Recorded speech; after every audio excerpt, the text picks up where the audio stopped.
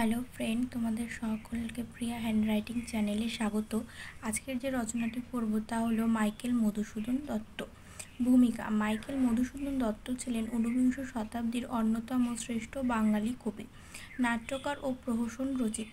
কাব্য সাহিত্য, নাট্য সাহিত্য তথা ছন্দের ব্যবহারে তিনি বাংলা সাহিত্যের নতুন পথ দেখিয়েছিলেন। জন্ম ও বংশ পরিচয়: বাংলাদেশের যশোহর জেলার সাগরদাড়ি গ্রামে 25শে জানুয়ারি 1824 সালে মধুসূদনের জন্ম হয়। মাইকেল মধুসূদনের বাবা একজন অবস্থাপন্ন উকিল ছিলেন। মধুসূদনের মা জাহ্নবী দেবী ছিলেন শিক্ষিতা মহিলা। প্রায় 7 বছর পর্যন্ত মাইকেল মধুসূদন মায়ের কাছেই লেখাপড়া করেন। শিক্ষা জীবন: তিনি 7 বছর বয়সে কলকাতায় আসেন। সেখানে প্রথম 2 বছর তিনি খিদিরপুর স্কুলে পড়েন।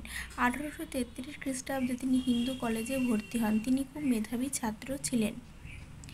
স্কুলেও প্রতি বছর বৃত্তি পেয়েও কলেজ পড়ার সময় একটি প্রবন্ধ প্রতিযোগিতায় মধুসূদন স্বর্ণপদক পেয়েছিলেন।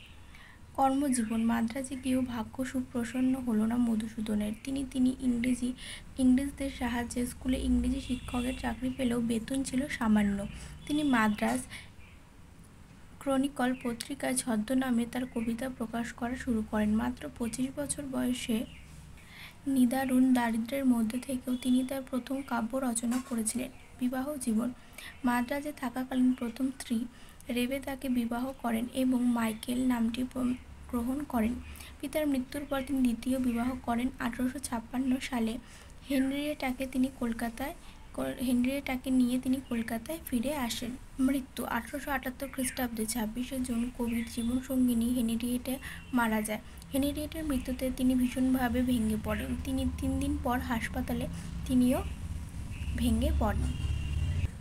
বন্ধুরা, আমার এই ভিডিওটি যদি আপনাদের ভালো লেগে থাকে তাহলে অবশ্যই একটি লাইক, কমেন্ট, শেয়ার করবেন এবং আমার পাশে থাকার জন্য চ্যানেলটি অবশ্যই সাবস্ক্রাইব করবেন।